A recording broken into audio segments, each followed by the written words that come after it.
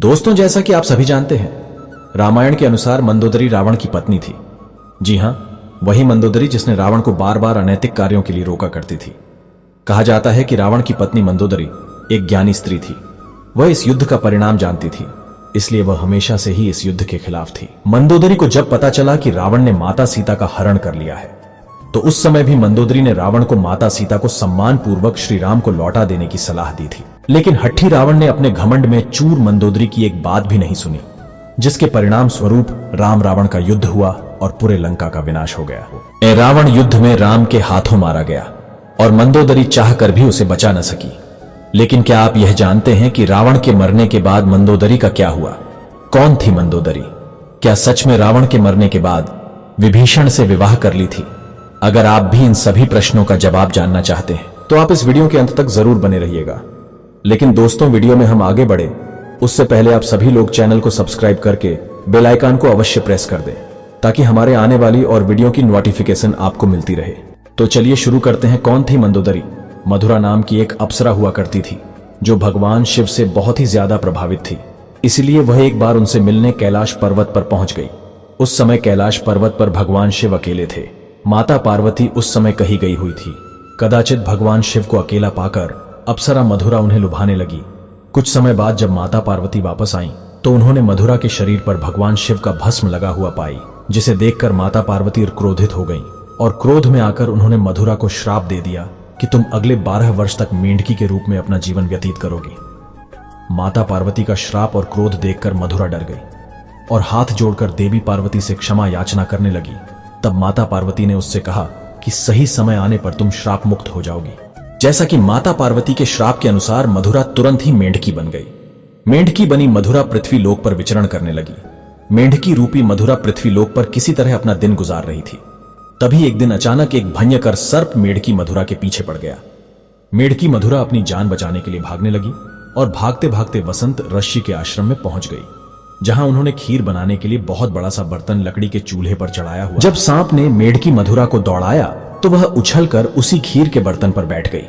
अतः सांप भी उसके पीछे आया तो वह उससे बचने के लिए बर्तन के एक छोर से दूसरे छोर पर उछल गई। सांप भी मेंढकी को पकड़ने के लिए उस बर्तन पर चढ़ गया और दूसरे छोर पर जाने की कोशिश करने लगा। लेकिन दुर्भाग्य से वह फिसलकर खीर के बर्तन में गिर गया और खीर गर्म होने के कारण गिरते ही उसकी मृत्यु हो गई। किंतु मेंढकी बनी उस मधुरा को यह चिंता सताने लगी कि ऋषिगण यहां आएंगे और यह खीर खाएंगे तो जहरीले सांप की वजह से उनकी मृत्यु हो जाएगी। और मधुरा यह हरगिज नहीं चाहती थी उसकी वजह से सप्त ऋषियों की जान जाए। इसलिए वह वहीं बैठकर ऋषियों का इंतजार करने लगी और जैसे ही ऋषि वहां आए, वह उनके सामने ही तुरंत खीर के बर्तन में कूद गई। ऋषियों ने मेंढकी को बर्तन में कूदते हुए देख लिया, इसलिए उसने सोचा यह खीर खाने योग्य नहीं है और उन्होंने खीर को फेंक देने का फैसला किया। फेंकते समय खीर फैल गई। खीर फैलने पर उन्होंने देखा कि उस बर्तन में मेंढकी के अलावा एक सांप भी मरा हुआ है। यह देखकर सप्त ऋषि तुरंत समझ गए कि इस मेंढकी ने हमारी जान बचाने के लिए अपने प्राणों की आहुति दे दिया। मेंढकी के ऐसे नेक काम को देखकर सभी ऋषियों ने अपनी शक्ति से मेंढकी को जीवित कर दिया और उसे कन्या का स्वरूप दे दिया, जिससे मधुरा मेंढकी से एक सुंदर कन्या बन गई। किंतु लोक समाज के डर से ऋषियों ने इस कन्या को अपने साथ नहीं रखा। उन्होंने महर्षि कश्यप के पुत्र मायासुर को बुलाकर उस कन्या को उन्हें सौंप दिया। मायासुर और उसकी पत्नी हेमा ने उस कन्या को पुत्री के रूप में गोद ले लिया। उन्होंने ही मधुरा का नाम बदलकर मंदोदरी रख दिया। अगर हम बात मंदोदरी के पिता मायासुर की करें तो उसे राक्षसों का विश्वकर्मा कहा जाता था। उसे ब्रह्मा जी से विशेष वरदान प्राप्त था, जिसके मुताबिक वह कहीं भी सुंदर भवन व नगर का निर्माण कर सकता था। मायासुर ने ब्रह्मा से प्राप्त वरदान के प्रभाव से ही अपनी पत्नी हेमा के लिए मंडूर जैसी खूबसूरत भवन का निर्माण किया था। मंदोदरी और रावण का विवाह कैसे हुआ? कथा के अनुसार एक बार रावण मायासुर से मिलने के लिए मंडोर पहुंचा था। उसी समय उसकी नजर मंदोदरी पर पड़ी थी।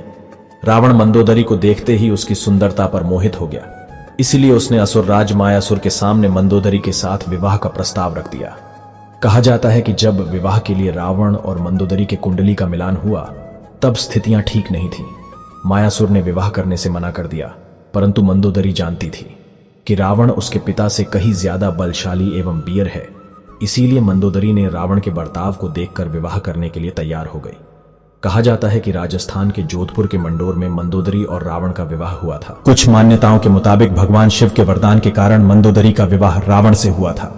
मंदोदरी ने शिवलेश्वर नाथ मंदिर में भगवान शिव की आराधना की थी। यह मंदिर मेरठ के सदर इलाके में है। कहा जाता है कि मंदोदरी भगवान शंकर से यह वरदान मांगा था कि उसका पति इस धरती का सबसे विद्वान और शक्तिशाली हो। उस समय रावण ही एकमात्र एक ऐसा पुरुष था जो धरती का सबसे विद्वान और शक्तिशाली था। कहते हैं रावण मंदोदरी की सुंदरता पर इस कदर मोहित हुआ कि उसकी कई रानियां होते हुए भी उसने मंदोदरी को यह वचन दिया कि केवल मंदोदरी ही उसकी प्रमुख रानी और लंका की महारानी होगी। कथाओं में मंदोदरी को एक पतिव्रता नारी के रूप में वर्णित किया गया है। वह मंदोदरी ही थी जिसने अपने पति रावण के मनोरंजन के लिए शतरंज के खेल का प्रारंभ किया था। रावण से विवाह के बाद मंदोदरी को मेघनाथ और अक्षय कुमार नामक 2 पुत्र भी हुए थे। जनसुक्तियों के मुताबिक श्री राम द्वारा रावण के वध के पीछे मंदोदरी का भी हाथ था। कहा जाता है कि रावण की मृत्यु एक दिव्य बाण से हो सकती थी और उस बाण के बारे में रावण सिर्फ मंदोदरी को ही बताया था। लेकिन हनुमान जी ने बहुत चालाकी से अपनी बातों में फंसाकर मंदोदरी से इस बाण के बारे में जानकारी हासिल करके उसे चुरा लिया और इसी बाण की मदद से प्रभु श्री राम ने रावण का वध कर दिया था। कहते हैं कि मंदोदरी अपने पति द्वारा किए गए बुरे कार्यों से अच्छी तरह परिचित थी। वह हमेशा रावण को यही सलाह देती थी कि बुराई के मार्ग को त्याग कर सत्य की शरण में आ जाए। लेकिन अपनी ताकत पर घमंड करने वाले रावण ने कभी मंदोदरी की बात को गंभीरता से नहीं लिया और उसका परिणाम तो आप सभी जानते ही हैं। क्यों किया मंदोदरी विभीषण से विवाह? जब रावण ने सीता का हरण किया था उस वक्त मंदोदरी ने इसका विरोध किया। उसने रावण को मां सीता को पुनः राम को सौंपने को कहा था, लेकिन रावण ने मंदोदरी की बात को अनसुना कर दिया। प्रचलित कथाओं के मुताबिक राम रावण की युद्ध में विभीषण और मंदोदरी सहित कुछ गिने चुने लोगों को छोड़कर रावण के पूरे कुल का नाश हो गया था। रावण की मृत्यु की खबर जब मंदोदरी को मिली तो वह विलाप करते हुए युद्ध भूमि में पहुंच गई और रावण की शव को देखकर वह तेज आवाजें निकालकर रोने लगी। कहते हैं वह युद्ध भूमि में मंदोदरी की नजर प्रभु श्री राम से भी टकराई। मंदोदरी को इस तरह से विलाप करते देख प्रभु श्री राम को भी अति दुख हुआ था। लंका के सुखद भविष्य के लिए श्री राम ने विभीषण को लंका का राजपाट सौंप दिया था और उन्होंने मंदोदरी के सामने विभीषण से विवाह करने का प्रस्ताव रखा था। लेकिन उस समय मंदोदरी ने उसका कोई उत्तर नहीं दिया। इसके बाद प्रभु श्री राम अपनी पत्नी सीता और भाई लक्ष्मण के साथ अयोध्या वापस लौट गए। कई इतिहासकारों का मानना है कि मंदोदरी ने रावण के मृत्यु के उपरांत सती हो गई थी।